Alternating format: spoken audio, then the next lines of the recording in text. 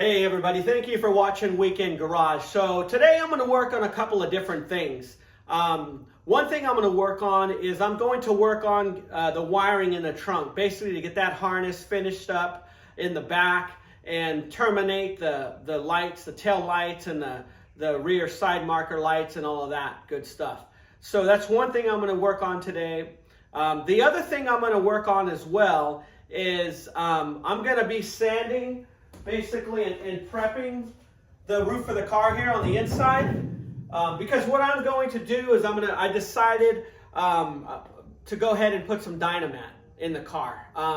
So I originally was not going to do that, but I decided I want to go ahead and put a stereo in the car, a nice stereo, and of course I want to try to hide everything because I'm trying to do a resto mod to close as I can to kind of keeping it original but still having it a resto mod.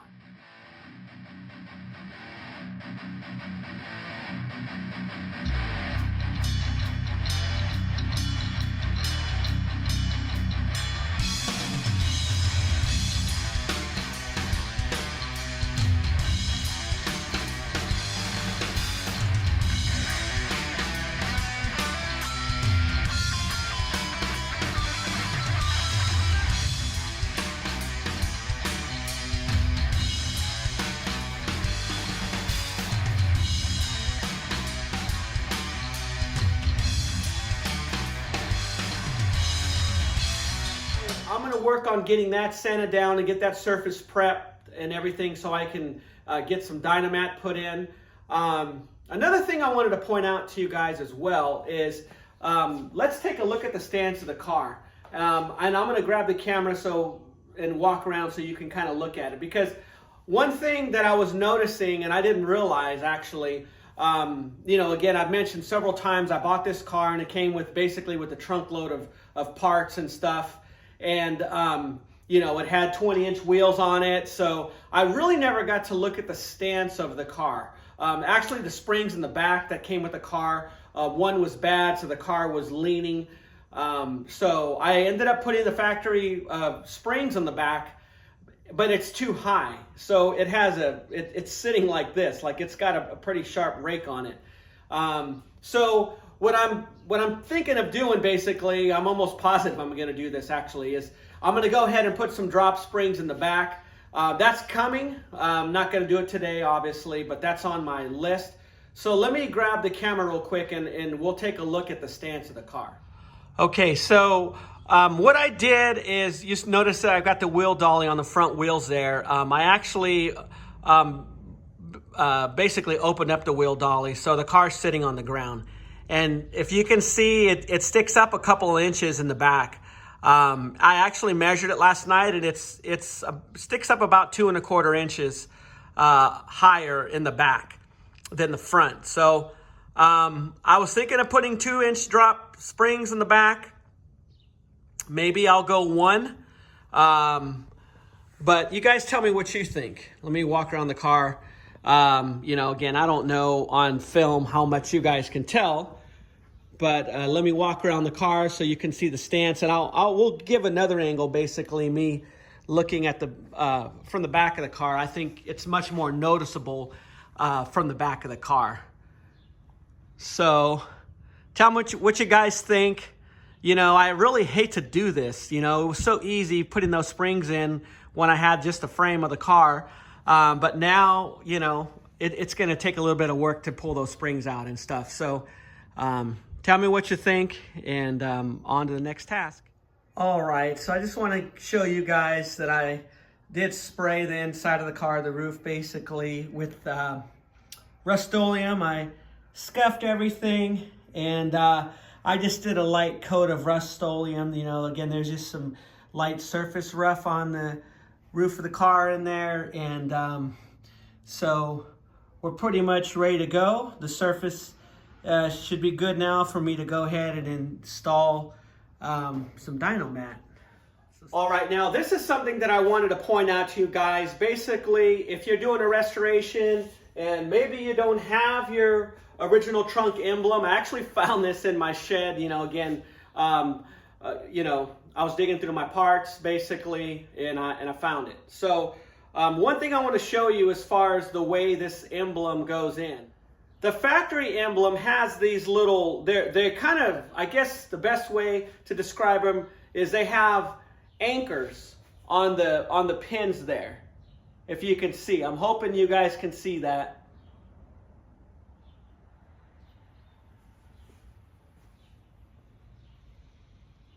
Now the emblem that I got, which it's a GM licensed reproduction emblem.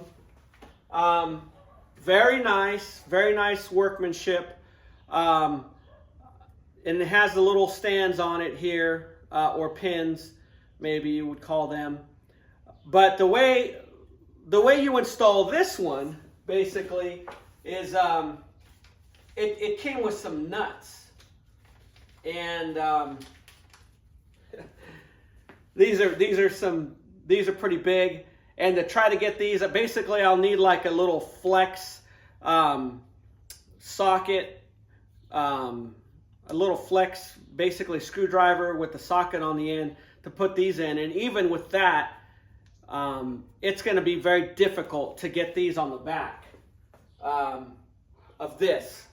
So what I'm going to try to do, and I'll probably do it later, is I'm going to remove these anchors and see if I can fit them on the other. I need to use a micrometer basically to see the difference in the thickness of these, to see how much thicker they are. I can, by visually they do look thicker, so I'm hoping that I could reuse these because it would make it a lot easier than me having to put those little nuts on there. Because it's a pretty tight area, and what I'll do is I'll grab the camera and I'll pop the trunk and show you guys what I'm talking about. Okay, so you can see the holes here in the trunk lock area, basically where the original emblem just pushes in. And this aftermarket one, basically, you got to stick it in and then screw those nuts in the back. And this is what I want to show you why that's going to be a little challenging. With the exception of, I already have the latch in here. Also, another thing that I figured out that I didn't realize, I was missing this part here, which is a cylinder lock retainer that slides in here that basically locks this, keeps the cylinder lock in. So I did not have that. That's on order, and I plan on putting that in. You could see this little rod. I think it's like a one-size-fits-all. I got to cut this off. That I installed for the cylinder lock. To basically, what that does is it enables a latch to operate. So something I wanted to show you guys.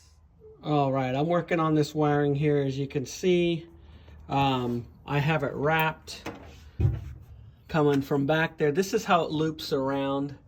You can look at the back coming out of the that little flat conduit thing. I'm trying to remember what you call it, but you can see the wires coming out, and those are the dome light wires, that orange and white, and I'll be working on those.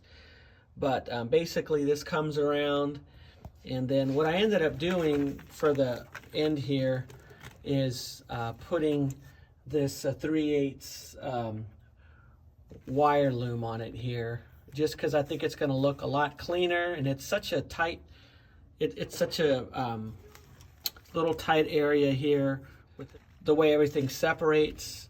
It was just going to be easier to use this, and I think it'll look a lot cleaner and hide a lot better as far as not being as noticeable as this glossy stuff here. One thing I wanted to point out is the side marker lights are 194, so just wanted to point that out. All right, I wanted to give you guys a close-up here. So on the trunk emblem, so on the right is the brand new one, and as you can see, I was able to transfer the little anchors onto the new emblem. So I did use a micrometer basically, and I'll show you guys. This is the aftermarket one, so it's basically 0.12 inches. And here's the factory emblem, so 0.12 inches. So perfect. I was able basically to transfer these anchors. I'm just working on the last one. I'm just using pliers basically for it, because I don't want these things to get away from me and get lost. This is the old one, there is like a little bit of like silicone or something on there, so I may possibly do the same. All right, so here's the fiasco that I'm running into with this aftermarket trunk emblem. So the pins on the back, I lined them up to the holes here, and the bottom one is tweaked just a little bit. So basically what ended up happening is I was trying to force it in and tap it in basically with a plastic, like a plastic chisel basically, and a soft mallet, trying to bump this bottom pin in, and it broke off. So what I decided to do is I got some molding tape, some 3M molding tape. So I'm going to use this, and I also picked up some silicone as well that I'm going to, it's just a clear silicone, and this will help also from water getting in the holes or anything like that. So I'm going to put some clear silicone on this, some of this two-way tape here, and then I'll get that all mounted up. All right, you can see that I have the emblem installed. I put the double-sided sticky tape and some silicone, a little silicone dab basically where the bottom pin goes, and I also put some silicone on the pins, the top pins as well, to make sure everything stays in there nice and snug. So looks like we're good to go on that. So what I ended up picking up is basically the factory fuel sending unit wire. Being that the grommet's bigger to fit right in the hole there, so I'm going to go ahead and use this one rather than the one that came with the wire harness that I bought. One thing that I ran into is I was going to put on the rear bumper brackets here, but I realized if I put those on, I'm not going to be able to install these rear seals that go on this rear taillight extension. These are just rubber seals basically that wrap around here, and there's like little push pins that hold them in. Okay, I'm working on the last connector for the fuel tank sending unit. I just wanted to show you all again. These crimpers from American Auto Wire they're essential. You need to have these. I don't even know how you could do it without them, to be honest. So I'm just kind of showing you guys so you can see how this works basically with these crimpers. I mean, basically once you crimp these, it looks like a factory crimp, like it came that way. So what I'm doing basically is I'm crimping these, and then I'm following up also by soldering everything. Okay, I've got the wiring done for now. You can see those two wires bundle up. The one on the right is for the fuel sending unit. The one on the left is for the reverse lights. And basically the orange and white one there are for the dome light inside the car. I'm going to be connecting that. But let me show you again the finished work. Everything's connected up there. And that's what she looks like there. You can see how everything transitions into these little clips and just goes along the car. It's really hard to get some good lighting here because I'm getting bad reflection, but on the left there, basically that's the reverse lamps. That's what that wire is going down there.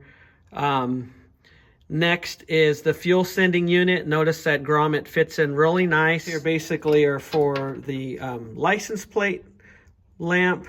And you can see the ground wire there. I'm trying to show you all, but within the wire harness, I have the third brake light wire there. It's basically just in the bundle there. So there's provisions. It's right under here. There's provisions for a future third brake light if anybody ever wanted to do that. All right, now we're tucked in the corner here, and you can see how everything loops there and goes down to the side marker. That's the rear right passenger side marker. So everything's all ready to go here. I'm gonna jump on another task. All right, so this is the day after that I glued that emblem down and then put the two-way tape on it. Let's take tape off, because when I had taped it, you can just feel a little bit of a spring. You know, it would push back a little bit, but everything's pretty solid. So I think we're good to go with the emblem. Now I did install the cylinder lock for the passenger door, but the problem I ran into was I tried to put the driver door one on, and basically it looked like it was a passenger cylinder lock because it made me have to use the key upside down, basically. So I reached out to the vendor that I got it from, the lock set from, to see if they can get me a driver's side cylinder lock.